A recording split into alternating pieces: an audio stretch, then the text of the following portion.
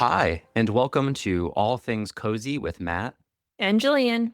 We are a bi weekly podcast about everything that is warm, soft, and comforting. It's a bird, it's a plane, it's an episode about cozy superheroes. Whether they're from the colorful pages of a comic book or the light of a silver screen, we'll be unmasking the superheroes who save us from the villainous duo of stress and anxiety. We'll break down what makes a superhero cozy, share our own origin stories as fans, and reveal our picks for the All Things Cozy Justice League. Before we suit up and take flight, let's fight the evils of thirst with a little tea time. Gillian, what are you sipping on, or what tea do you have to spill this week? Well, I've been into Arnold Palmer's and I had to slow myself down because for some reason Because you've had that's too many Arnold Palmers? yeah, I'm flying high on them. For some reason that's when the New York really jumps out. And one time I was talking to my partner, I said, I want Arnold Palmer. And I guess that's kind of Boston. I don't know. It's almost baby. Yeah, you're right. It is. Yeah, I'm doing the sexy baby true. What's a sexy? That's the opposite, Yeah, I don't know about actually. that part. I was trying to do a 30 Rock reference that Carly came off really not well.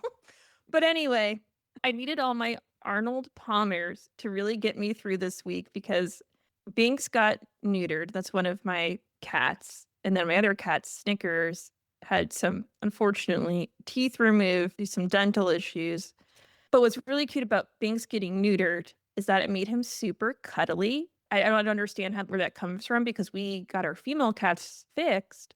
They had the opposite reaction that Binks wants to love on me and sleep with me and cuddle up because we had to separate them to make sure that their stitches didn't get messed up and everything was good. So I slept with Binks in the guest room and I literally cuddled him like a baby. He wanted to be a baby in my arms and it was Aw. so cute and sweet. And it's my ultimate dream come true because most cats, if you're an owner, know they like to sleep on your head, which is cute too. But he was up in my arms. So that was so sweet and adorable. And he's just all about me right now, which is really cute. And then I also had my dad visit, which kind of aligned with all these surgeries. So he was there for a few days of it. And parents visiting can be a little bit chaotic and stressful too in its own way, but we ended up having a really great time. We went to Malibu for lunch one day, and then every single night he wanted us to watch the Mission Impossible movies. He's really into action spy movies.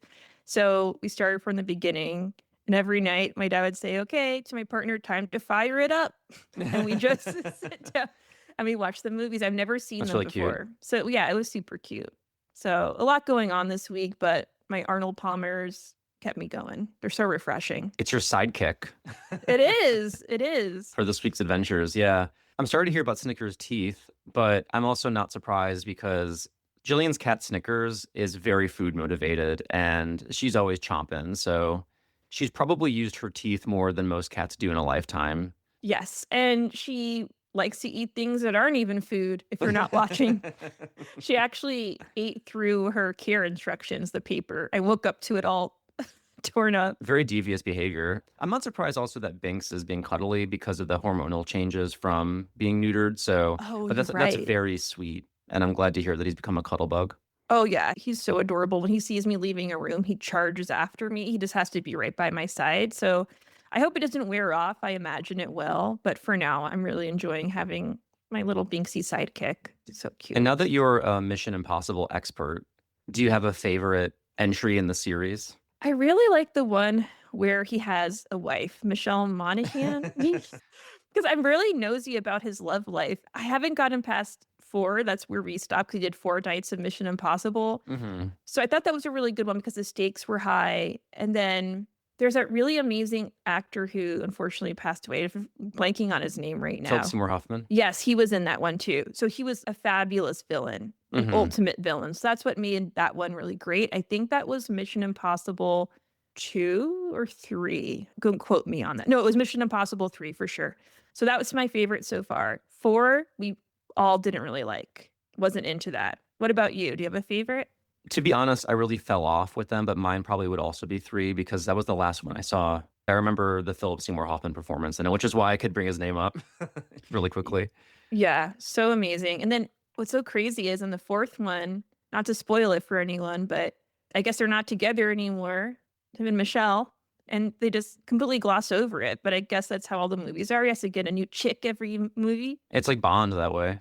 Yeah, I guess you're right. Yeah, which I really haven't seen those. I've only seen a few. When he visits again, you have to fire those up after you finish the Mission Impossible movies. Well, speaking of, what missions have you been on this week?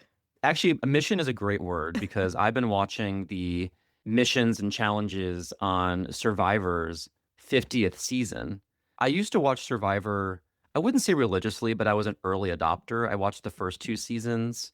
Who could forget Sue Hawk's famous speech at Tribal Council about Richard being a snake and Kelly being a rat in her amazing Wisconsin accent? And as my husband and I have been really getting into the traders, obviously that show brings in a lot of former Survivor contestants, which has kept us up to speed on some of the later people. And I've touched base with Survivor a couple times throughout the years. And so I'm familiar with a few of the later contestants, but revisiting it has been such a wonderful experience. I'm reminded of why it's such a wonderful show to watch. There's so much drama. It's so exciting, and the stakes are really real. Like, people get injured on this show. It's crazy what they subject themselves to.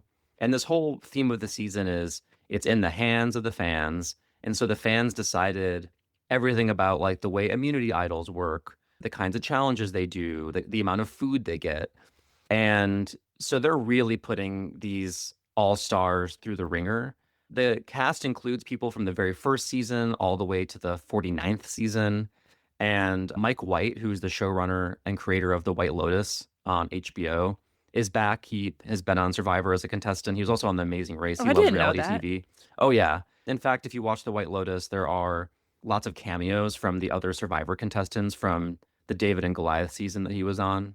It's funny seeing him in the context of these professional reality show contestants, which he kind of is himself. So that's like another meta layer. And they're not afraid to discuss that too. Like, people can be resentful of, oh, they're just trying to jockey their way into a White Lotus cameo by like kissing up to Mike. But it's been such a wonderful like weekly appointment viewing every CBS Wednesdays. Like, there we are watching Survivor, and it takes me back to the old days of appointment TV viewing, and that's been feeling very cozy. It's been a wonderful shared experience with my husband, and we're having a lot of fun. And it's so infected my brain with Survivor fandom.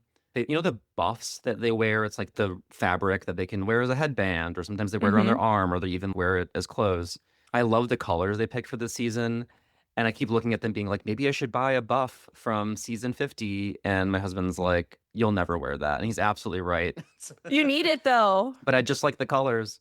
I really like the Vatu. It's like the teal and magenta, like very 80s, 90s colors. I love those. They did a great job with the buff colors and design this season, I have to say, as somebody who stopped watching for quite a while. So Survivor 50 has been really cozy for me and really wonderful. I know how much you love merch, so even if you're not gonna use it, you still need it. It's expensive. It's like $25 for Go for something. it. Yeah. You're such a bad influence, Jillian. I really am. My budget hates to see you coming. Yes. It's terrified of me. I also share in the Survivor Renaissance, but my problem is I don't know where to watch it because the Paramount app needs to burn in hell. And I know it's not cozy, but I really don't care because I got into the whatever season, I forgot what it was. It's a recent one on the plane because they had those free episodes. And then I liked it so much, I got and bought the Paramount app. And then the final episode, something happened and it said we could not play this title. And I kept on trying, resetting it, doing whatever. And I still don't know what happens in that final episode. Jillian, And it got me so upset. you need your money back. Oh yeah, that ship has docked. I did. Oh, amazing. Yeah, no, that's one area where I'm like, I will Very get my proud of money you. back. Yeah, so where do you watch your Survivor? I watch it on YouTube TV. So Okay. I like basically DVR, we record the episodes if we don't get to watch them live, just in case. YouTube TV saves it and it has all those channels. I think it's very cozy no matter where we're watching. Because like you said, I think that we're all starved for just a true blue competition show. That's not so celebrity heavy, even though we have the Mike White of it all. Still, I don't think it's that influencery yet, at No, least it's from my not. Yeah. perspective. No, and it's like their casting department is incredible. The people that they find to be on the show are just incredible TV, so magnetic and diverse and interesting. I am also just reminded of like how much it actually applies to real life. I know that sounds kind of dark, but like the alliances, the rumors, the gossip, it's actually like really, I think similar to the traders, the way the traders teaches you that we can project so much onto people that isn't there. Mm. And it's such a good reality check on conclusions we can jump to internally that have no basis in fact. I think Survivor almost preaches the opposite lesson, which is, yeah, they are all talking about you. Your name's gonna get called out on tribal council tonight. So it's a nice balancing act with the traders of like, maybe you should sleep with one eye open and be skeptical of your alliances and stuff like that. So it's very dynamic and everything's always shifting. It's very good TV. Now I want to get back into it. I'm Yeah, going and to. join us, Survivor 50, in the hands of the fans. This has not been paid for by CBS, as you can tell by us roasting their app. Jillian, are you ready to take flight into the atmosphere of cozy superheroes? Yeah, I steamed my cape. I'm ready. It's so hard to get the wrinkles out of your super suit, but very important step. Very important. Well, James Gunn's new Superman movie, new in the sense that it came out very recently last summer, and particularly the big screen debut of Super Pup Crypto, has really revitalized the idea that superheroes can be unapologetically earnest. Gunn himself noted that in an age of irony and cynicism, the most punk rock thing you can do is be kind, be raw, and be open. I think that's a refreshing shift. You don't need a dark secret to be a compelling hero. Of course, superheroes actually started out with that kind of aspirational goodness when they first emerged in the golden age of comics in the 1930s. But Caped Crusaders took quite a grim and gritty turn for those of us watching movies and reading comics in the 80s and 90s. Works like Watchmen, The Dark Knight Returns totally deconstructed the genre and replaced all that primary colored optimism with violence, trauma, and cynicism about the very concept of a superhero. We've been living in that edgy shadow for quite a while, but now we're seeing a revival in the weird and whimsical, like Squirrel Girl using her computer science degree to take down villains, or the Bat Family tackling subjects like the domestic tension of hanging out in one cave. So together, we're embarking on a heroic journey of our own. We'll share how these icons have played a role in our lives, explore the often untapped superpower of coziness, and introduce you to the charming misfits who have officially earned a seat at our All Things Cozy Justice League. Before we name those Caped Crusaders, I want to know, Jillian, what was your relationship with superheroes growing up? I was definitely a Powerpuff Girls girly. It was super big in my house because I'm one of three sisters. So we each had an assigned color. My youngest sister was the pink one. I was the green one. And then my other sister was the blue one. And the green one is called Buttercup. And green was my favorite color, but her personality probably didn't fit mine because she's a tough tomboy and I don't know, has a little kick in her step, not pep. So that would be more accurate to my middle sister. So who was Bubbles, and I think Bubbles would more fit my personality, but we'd always fight over the colors anyway. And we got them in our Easter basket, the stuffies of them. And that was I still had that memory in my mind opening the Easter basket and seeing one of the Powerpuff Girls in there. So that was a big highlight of my youth. And then Mighty Mouse, which I've talked about on this show before. Just like I have the Lord's Prayer from going to CCC in my mind, the Mighty Mouse theme song is deep ingrained in there. I can probably still belt it out. I won't do it here and That's torture the Here He everyone. Comes to Save the Day one. Yeah. Here he comes to save the day. Mighty Mouse is great. Yeah, that was a classic one. But outside of that, I don't think I really graduated past those kid-like superheroes. Not because I have anything against it, just I didn't really fall into that. I wish I had more. They're a lot of fun and they love so much lore, and I like lore. But yeah, it ended and started at Powerpuff Girls and Mighty Mouse. Honestly, that's a great place to land. I love the Powerpuff Girls. That was a great era of Cartoon Network. Mhm. And I love the villain Mojo Jojo. Mhm. Just for saying Mojo Jojo is such a fun name to say, but also was so cute when they had like a flashback episode at one point where you see him as a monkey before he got his big brain. Oh, right. Yeah. And that was adorable. Yeah, I miss those gals. What are they up to now? I think there was a Powerpuff Girls movie. I believe there was. Yeah, we need Yeah. to catch back up with them. We do. full of sugar, spice, and everything nice. Preach it. I was definitely more in that gritty area. I was in the Batcave because I was Batman all the way as a kid. My entry point was the Tim Burton movies. I was obsessed with those. I had all the toys, of course. I was very into my action figures. I just loved Batman. I watched everything I could related to Batman as a kid. Batman the animated series, the 60s TV show, and I read the comics too that I got mostly because as a little kid, like you don't know about the existence of comic book stores unless like that's something that was in maybe your parents' wheelhouse or maybe another friend or somebody. And so for a long time, I would get the comic books out of the checkout aisle of the grocery store.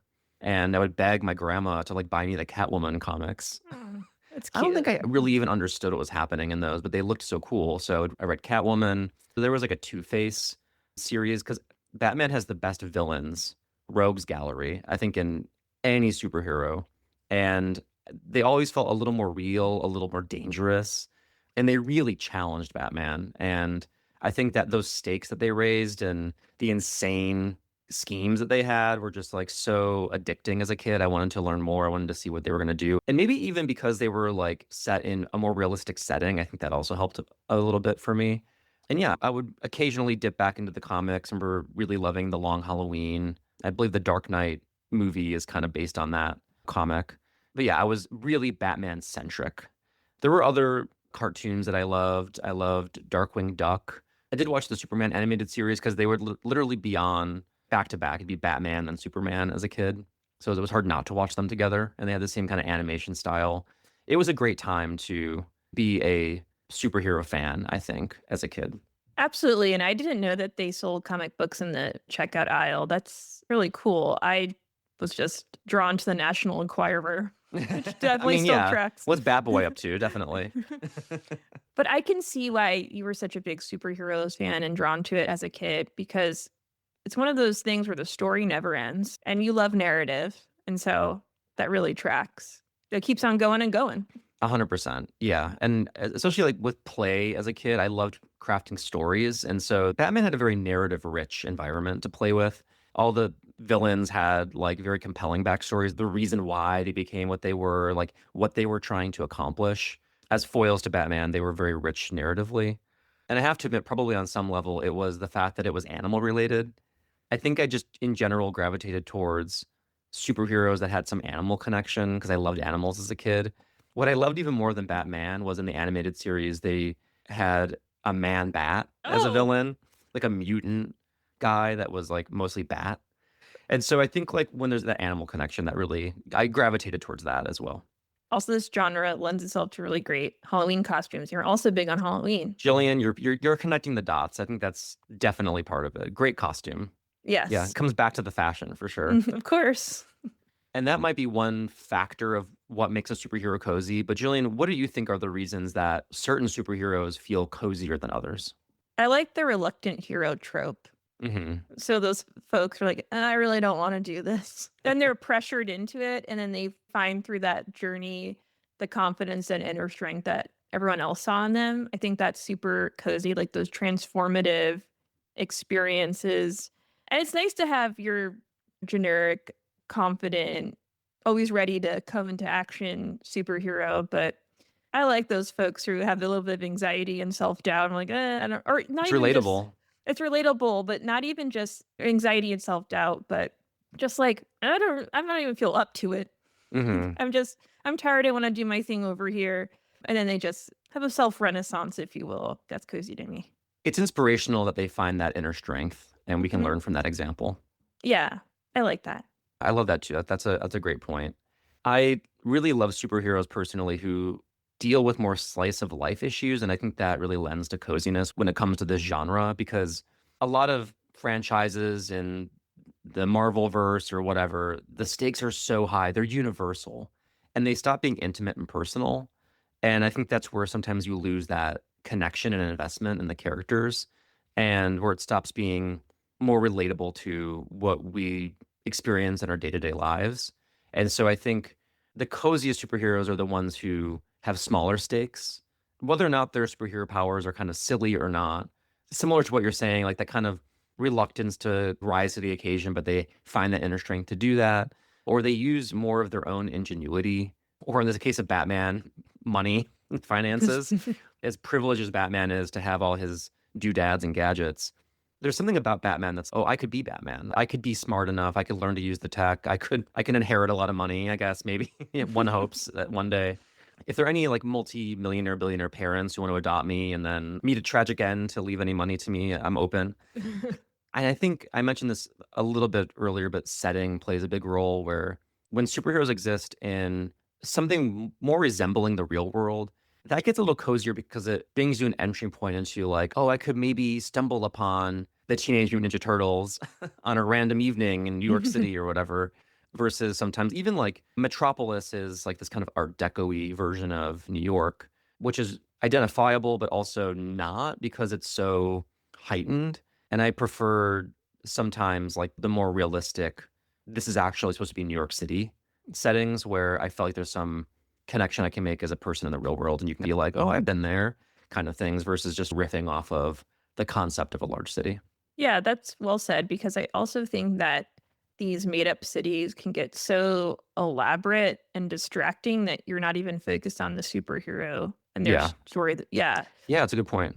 I find some of these made up cities to be super overwhelming personally. Like, I just saw the trailer for Dune. It's not a made up city, but I just like, whoa, what is Dune? I don't That's a great understand. question. People who watch Dune ask that question. It just seems like there's just so much going on. So I relate to the everyday superhero. Yeah. That's And there's like more something so cozy. beautiful and like impressive about those like kind of operatic level of scope that like things like Dune have, Star Wars or Superman, Batman. But the coziest superheroes live in a more recognizable world, I think. Yeah. Like Spider-Man. Like Spider-Man, exactly. And that might be one of our picks, who knows? Because we're basically going to be the agents of S.H.I.E.L.D. here as we assemble our pick for the Cozy Justice League. And if you think about it, the original Avengers had 6 core members, and the original Justice League had 7. So, inspired by these super groups, Jillian and I, with our powers combined, will assemble the coziest group of superheroes sourced from the comic book page, the television screen, and the silver screen. Jillian, kick us off. Who is going to be part of our Cozy Six? These are the superheroes who will keep us from the villains of anxiety and stress. They will keep us comforted and safe. Who's going to be the first on our team? Megamind. All right. Tell us about Megamind. So the Megamind movie came out in 2010, and Megamind starts out as a supervillain, and he escapes from his crumbling planet as a baby. His parents send him off, which is very similar to Superman. And then at the same time, another baby is being sent from his planet, Metro Man. And so you can already see the differences between them as they're escaping their planets. Megamind, true to his name, has a big bulging head and mind. And then Hmm. Metro Man is like a classic, good looking little baby. And Metro Man lands with a nice loving family and a typical suburban home. And then Megamind ends up in Metro City prison. So they have definitely, they have a lot of parallels, but at the same time, their destinies are dramatically different. And then they get into this situation where they're always battling each other. And it's this constant cycle of hero versus villain, and Megamind is the supervillain. And then one day, Metro Man fakes his own death because he's tired of just living the superhero life and he just wants a little bit of a break. And Megamind feels very adrift and lost and purposeless because he doesn't have the superhero to fight. So he creates another superhero, Titan, but then Titan becomes its own villain. And then he has to vanquish Titan to save Metro City. And through that, he becomes a superhero. And even in the very beginning, he's never malicious. He was forced into this role just from destiny or what the expectations of who he should be. He's actually very funny and he has a lot of heart. And in the beginning of the movie, you can see how he's viewed by other people of no fault of his own, just because he is expected to embody that villain trope. So that's why I like Megamind can bring a lot of comedy, which is cozy. And also, too, he's misunderstood. And I find misunderstood folks to be super cozy. And it's just that flipping the superhero narrative on its head. So I think Megamind has a lot of heart and he forces people to check their own bias. So if I choose Megamind, And that is a great superpower to have. And yes. it's clear we have the brains of the outfit with Megamind. I love seeing that movie. I saw it. I think I brought this up before, but I saw it with one of the kids I used to babysit, and we were laughing. We had the best time. So it has good memories for me too. So I think that's why I want Mega Mind in my pack. Well, joining the pack is a bunch of squirrels because I mentioned her already. I'm adding Squirrel Girl to the mix. And you might think I'm nuts, but Doreen Green is a sunny, upbeat college student with the proportional speed and strength of a squirrel. She has a prehensile tail, a big bushy squirrel tail, and naturally the ability to talk to her rodent friends. But what makes her unbeatable isn't just her power, but her radical empathy and logic. And she is able to defeat world ending villains like Galactus by simply talking to them. For instance, when she meets Galactus, she manages to bargain with him, and he takes a liking to nuts during that comic book plot and decides to go find another planet that is more rich in nuts that he can eat. She likes finding common ground and using her computer science degree to solve problems. Her series is bright, colorful, and hilariously wholesome, and it prioritizes friendship and conflict resolution over punching, making it the gold standard for cozy super heroics. And a friend had recommended this to me in like 2019 ish. And I went back and found it because actually the Squirrel Girl comics that I read are more recent. They're from the Unbeatable Squirrel Girl, and that came out in like 2014, 2015. It is a really cozy read. I highly recommend it. If you go to your local comic book store, they have compiled versions of those books. She's an extremely cozy superhero, and I think just a no-brainer addition to our cozy Avengers.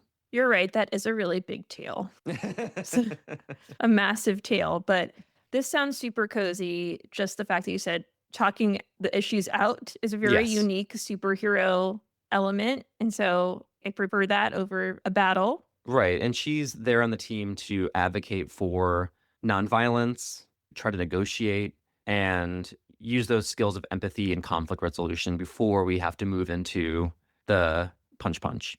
Love it. That's a good pick. Gillian, who's next on the roster? Kim Possible. So this was a series from 2002. I was so into Kim Possible when I was younger. Probably should have brought that up earlier because that was definitely a formative superhero moment. And Kim Possible doesn't wear a cape. She wears cargo pants and crop tops. But that works in her case because she is a popular and confident high school student, which is pretty different than the underdog superheroes. And unlike someone like Megamind, Kim is liked and confident and ready to take on anything. And she lives by the personal motto, I can do anything, which is a really cool perspective to have, especially in the early 2000s when young ladies were not really uplifted, one might Not at say. all. No, it was a rough time. And thank goodness we had Kim Possible. Yeah, and she was fighting crime and saving the world after the dismissal bell rang. And she had a great theme song, which features a very early 2000s line, call me, beat me if you want to reach me. So she would get that beep and then she would be off and kicking butt. And of course, she did have some personal insecurities like any teenage girl, but for the most part, she just went headfirst into everything. And I thought that was really cool. And I also just loved her outfits. So Didn't she also have like a naked mole rat sidekick, or was that her friend that had that it was her in the friend show? who had that. Yeah. Okay. Yeah. Yep. Lots going on. Yeah, there's a lot going on in Kim Possible. Yeah. That's a great pick. Thank you. So my next edition is a little bit of a cheat because it's multiple people. They're a group, and they're called the Runaways.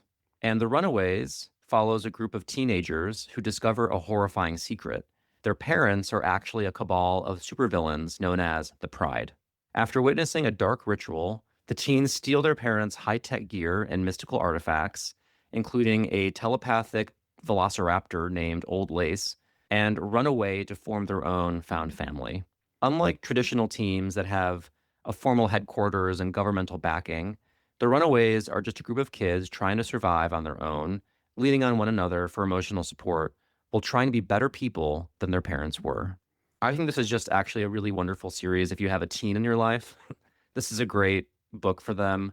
I really loved the more recent series penned by Rainbow Rowell. I religiously picked up the new issue at my local comic book store whenever those would come out because I love her writing.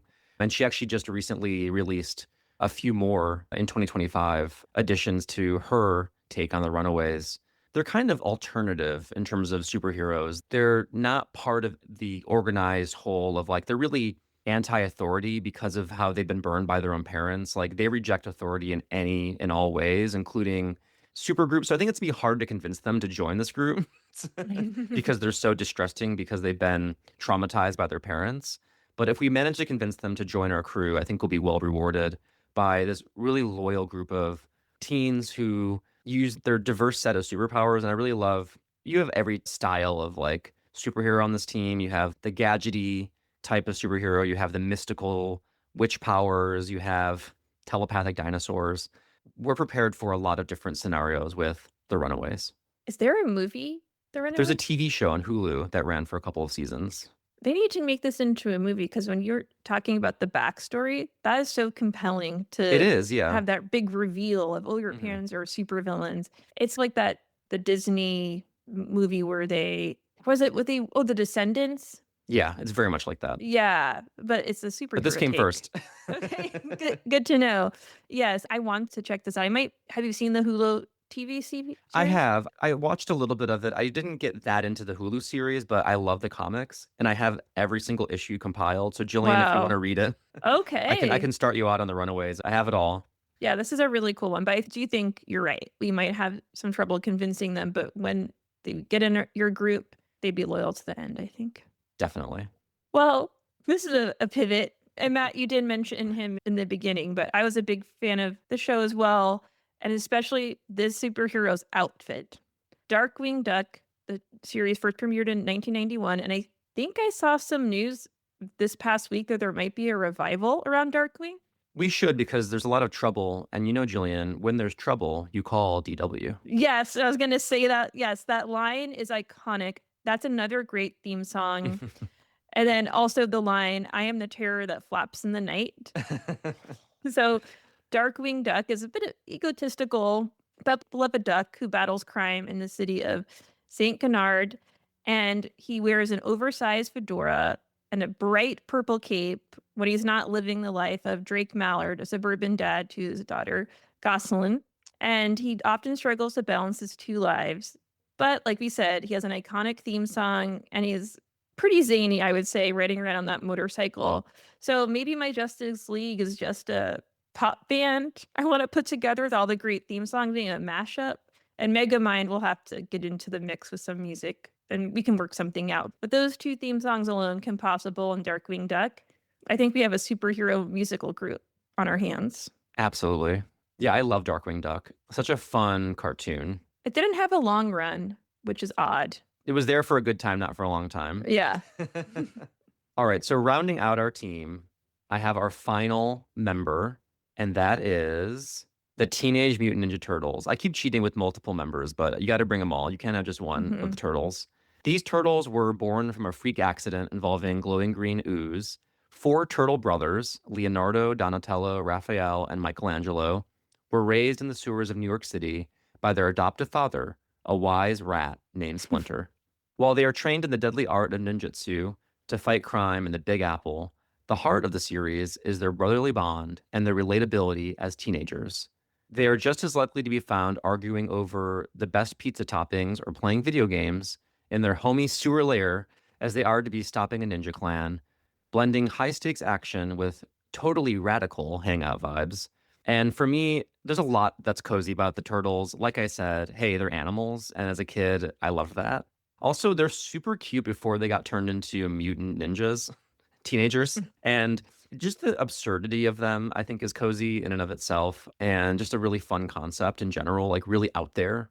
Kind of one of those things you're like, it's crazy that it made it into this phenomenon based on where it started as a comic book series. But it just has it. It has that weird layer. And of course, like the movie that came out in the early 90s was my gateway into the Turtles. And then the cartoons were what kept me into it. I had all the action figures and Krang, the Utrum brain villain, and Shredder, of course, iconic villains. It helps that those villains are often mutants themselves. Like, oh, it's a mutant snapping turtle, it's a mutant wolf, just kind of zany. And I think that ups the silliness factor of their entire universe, which makes them more cozy because they really just want to exist and have a good time. But their circumstances mean that people are kind of scared of them and they have to fight for their place in the world. Recently, a Turtles movie came out. I think it's called like Mutant Mayhem, and it's animated and it is so good. It's so funny. I know off the top of my head, like Ayo Edebiri voices April in it from The Bear.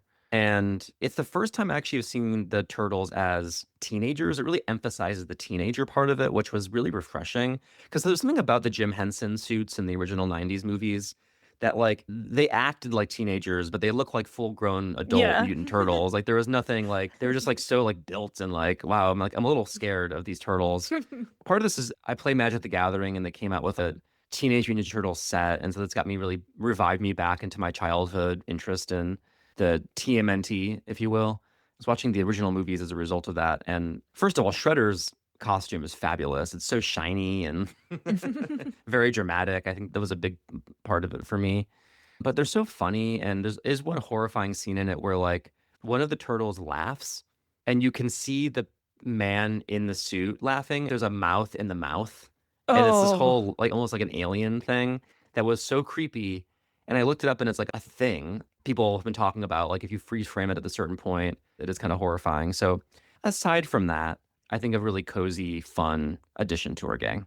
yeah, and it's so funny as you're describing everything that goes into Ninja Turtles, I was imagining that this would have trouble taking off today because I can imagine someone pitching this in the year 2026. Oh, some muscular turtles, they love pizza, there's a rat, very New York, whatever. I can't see that happening today. But that's what's so beautiful about that era is a lot of zany pie in the sky ideas, and it just happened to land. I have fond memories of playing the Ninja Turtles video game. I don't They kn it had must have great video games. yeah, Yes. and I remember one way the turtles and I think obviously in the shows happens too, but they come out of the sewer and they move the sewer cover, and then a car comes and they get run over. That's a very distinct memory in my mind that I could see.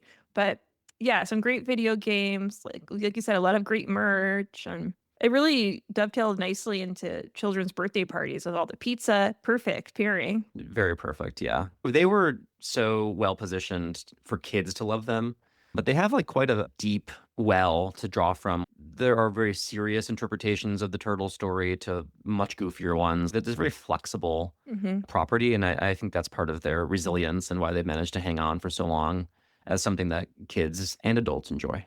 Perfect pick. All right, we have our cozy Justice League, but as we know, every hero needs a sidekick.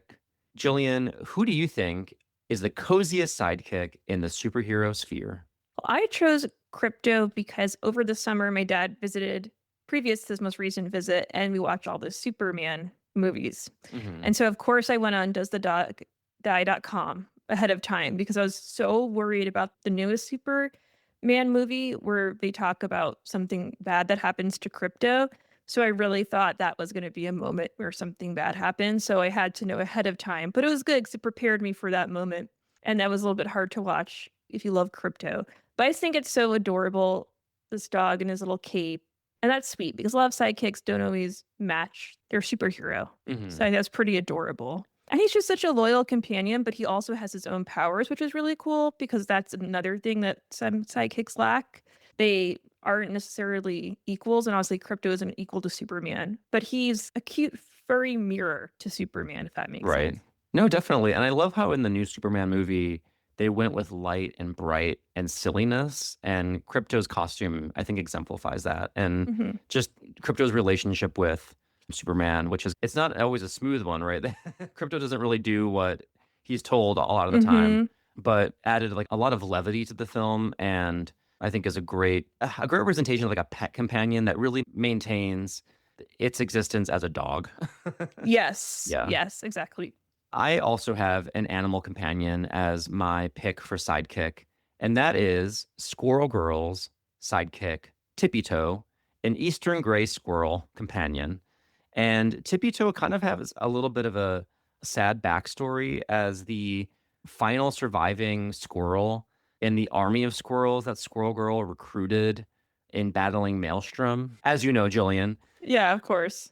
But because of this tale of survival, Tippy Toe became Squirrel Girl's permanent partner. Obviously, Squirrel Girl can communicate with Tippy Toe, who often wears an adorable pink bow around her neck, and even has her own adventures with Howard the Duck. Tippy Toe's doing a lot, living her best life, and as long as there's nuts involved, she's there. I agree. That's an adorable bow. And you love a good backstory. So even their backstory is tragic, it's rich and layered. So a lot to dive into just reading her description. Yeah, she's great. Wow. Very cute. We have almost saved the day with our cozy superheroes. Before we fly off, I want to know, Jillian, what would be your cozy superpower? To light candles and trim wicks with my mind, because I'm always running around the house asking my partner, "Where's the lighter?" And I'm looking for the scissors. They don't have a fancy wick cutter, which I really Hmm. need to get. I actually just got mine for the first time, and it's really changed my life. I need to do it because here I am always looking for these big red scissors and sloppily cutting the wick. I need something like that in my life. But if I was a superhero, I could just do it with my mind and there'd be no problem. What I didn't realize until I finally got one, at least the ones that I got from Homesick, was like they have like a circular tray where the blades come together and it holds the wick. So when you cut it, you can lift the burnt part out and it doesn't drop anything. Because that's one of the problems with trimming a wick with scissors is you can sometimes get the tip of your scissors in the wax, which sucks. And sometimes that wick just falls right over. And now you have to dump it out of the thing and it might get some ash in your wax and that creates smoke and an unpleasant color. I'm a little ashamed to admit after 9 years of this podcast that I finally got a Yeah, wick I already trimmer. thought you had one. I know, right? But it really was worth it. Anyway, that's a great superpower. Very useful for our line of work. Yes, gotta and be aligned with my workhorse sensibilities. Has to be Yes. work connected. Yeah. And I feel like there could be other applications too. People always are like, it's in a pinch. We need to light the birthday candles. Jillian's Mm-hmm. there, lighting those There. candles. Having everyone's You're romantic moment. welcome. Yeah, right. You walk away slowly. Yeah. I didn't think about that aspect because, like, where would I be as a superhero? What situations? Everyone's most personal moments. I'm just showing up. Ooh, those don't look bright enough. Oh, that's funny. Well, same for you, apparently, getting a little tease of what your superpower would Yeah, be. so mine's very similar. I would choose my cozy superpower to be the ability to dim and brighten lights, any lights around me, to create cozy environments because I have an eye thing that has made fluorescent lights in particular very painful for me. And Mhm. so like I really struggle in office environments and I sometimes I'm covering my eye like with my hand. And it looks like they're like, what's this guy's problem? And I would love to just be able to dim them a little bit to create a better atmosphere. I hate overhead lighting in general. It's the bane of my existence. So I would like to vanquish the evils of overhead lighting with my superpower. And then other times to brighten them in a dark place to be able to bring some light in there and make it livable. As students of Huga, so much of coziness is lighting. This would really centralize me as quite the cozy commando leader, I think, if I had the ability to dim and brighten lights. Oh, you would be beloved because everyone hates fluorescent lighting, and you would make the world a prettier place. I also am laughing though because the situations that you would be in would be very awkward, I bet too. Yeah, exactly. Just at board meetings, Yeah, or retirement communities. yeah, We're probably romantic raising the lights from those situation. places. Yeah. Yeah. Well, now someone needs to create a comic of us. Yes. We're very aligned in our work, but they serve different purposes. The dim duo, the dimwits, the dimwicks. I'm workshopping here. We'll figure this out. Yeah. And our costumes, Lord Oh, I knows. don't even want to think about that. A bounty for the first listeners who can do some fan art of our superhero personas. Okay, so we've gained our powers that soothe and assembled a Justice League of comfort who protect our peace. Now it's time to see if today's candle has a fragrance that saves the day or if it should be locked away for crimes against our nostrils. I am sniffing The Batcave by Homesick. I mentioned Homesick earlier. To get free shipping, I added that wick trimmer, and I'm glad I did because I'd rather pay a little bit for something that I need versus shipping. So the Course. Batcave by Homesick was made in collaboration with DC Comics.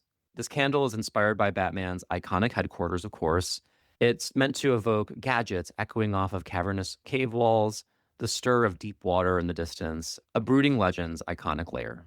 And the top notes are peppermint, anise, and steel, mid notes, cold water and cardamom, and base notes are concrete, musk, and amber. And I think what I'm honestly getting the most here is the amber and musk. It's very recognizable in that way. I burned this last night to get a sense of the throw, and the throw is very light. This is not going to fill the bat cave. This is going to fill like a little bat nook. So the throw is kind of light, which my husband said he prefers. He doesn't like an overpowering scent. For me, I was like, oh, I wanted the whole apartment to smell like the bat cave. Here's what it does successfully. I think the scent is right. It has that kind of musty, earthy scent, which I love, but other people might be like, why do you want your home to smell like that? It reminds me of the foraging scent that kind of smelled like mushrooms and dirt. Oh, right. I remember that. So I think in terms of its mission statement, it's successful in terms of the scent. I wish I was getting a little more of that peppermint, that steely scent. I'm getting the earthiness first and foremost. And yeah, that throw I think is weak. So I think in terms of like executing its concept, that's good, but I do wish it had a little bit more of a presence, the way I feel like Batman's Cave would have. But I do think if you do want something a little less in your face and a little lighter, this actually is a good option. But I think for $34.99, I kind of want something a little bit with more oomph. So I'm going to give this one half a wick. Yeah, I found that a lot of these specialty candles can just like you said, automatically just give off the musk and amber, like those really popular smells, and that's what Mhm. it ends up being. I was very intrigued by the mid notes of cold water. I want to know what cold water smells like. I know, and it almost it's like I love that as a evocative description, but that's really hard to deliver on. I feel like it's doing more work as a concept than a real ingredient. Right, which is yeah, a bummer for these kinds of candles, but some of them really nail it. Unfortunately, it seems like this superhero battle was half one. Yes. We're gonna live to fight another day, smell another candle. But before we slip off into the cozily lit environment as the dimwits, we have a few shout outs. First is from Apple Podcasts from Lisa, who writes the perfectly snuggly podcast and her 5-star review. Thank you, Lisa, for writing this. She writes, I found ATC 2 months ago in the thick of our frigid Pennsylvania winter, and I must say that Matt and Gillian's wit, puns, attention to the finer things in life, as well as the mundane and lovable, have gotten me through to the almost spring. I can't get enough of their humor and see how much effort they extend in making each episode entertaining and fun. The candle reviews and stories from their personal lives make the show even more illuminating. I feel so cozy. I'll be listening through the warmer months as well. Grab your cuppa, get your cozies on, and press play on ATC. Thank you so much, Lisa, for That's this so sweet. such a sweet, well-written review. Thank you. I'm glad you like puns because we had a ton of them here. But yeah, we're really grateful to have you as a listener, to have all of our listeners, and thank you for sharing those kind words. Yeah, it was so detailed and specific, which is really kind and lovely. And I'm glad that you like our wit because as the dimwits, maybe we do need a name change. We probably do need a name change. I'm sure someone else who listens can find a better name for our cozy duo. And then we have a review from Spotify, or shall I say, just a lovely comment about our recent spring episode. And Terry writes, good morning, guys. Thanks for this lovely spring episode. You put me in the mood to go get my world market fix. Matt, I know you appreciate that. My daughter lives in the UK, so my visit to see her in 3 weeks is the thing I am most looking forward to. But the spring is when I get out on the back deck with paints or other craft projects and create to the gorgeous bird songs. Have a wonderful day. And it's always nice to hear what other people are doing in relation to our episodes and how they're inspired by it, but also ideas that maybe we weren't thinking about or we could be inspired by. So I really appreciate that Terry took the time to write that on Spotify. Yeah, thank you, Terry. I'm so glad that we get to join the bird songs as you craft, and we hope you found everything your heart desired at World Market. We also have another Spotify comment. This one's by Rebecca, who shares, found this podcast today when I was trying to find something to calm my overly stressed brain when all my usual calming tactics didn't work. And I'm so happy I clicked on this quietly joyful with no doomsday talk. Now I can go to sleep and hopefully actually sleep. Thank you for creating something wonderful. Thank you, Rebecca, for sharing your wonderful words. And we're really glad that we can create some calm in a chaotic environment and world.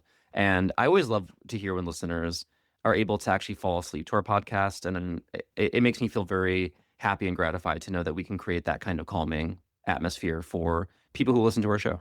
Yeah, it's a big compliment. And the only doomsday talk here is Snickers missing teeth. That's Other than that, never any doomsday talk here. And speaking of the opposite of doomsday, it was a happy day when I got to put some stickers and magnets in the mail for our newest patron, Kristen. Thank you for joining our Patreon. It helps keep us going and buying our candles and all the good things. And it's just fun to write a little note to those who support us. So thank you, Kristen. Yes, thank you very much. Well, Jillian and I are hopping into our cozy coupe. That's our vehicle. I'll let you visualize what it is. I'm Or imagining maybe a something bicycle like for two. that's right. Yeah, it's probably like a recumbent bicycle, like just two dorks going out to like light birthday candles. It's really getting me. I don't know why. Anyway, as we fly off, we hope this episode has made you feel super cozy, as it made us researching this topic.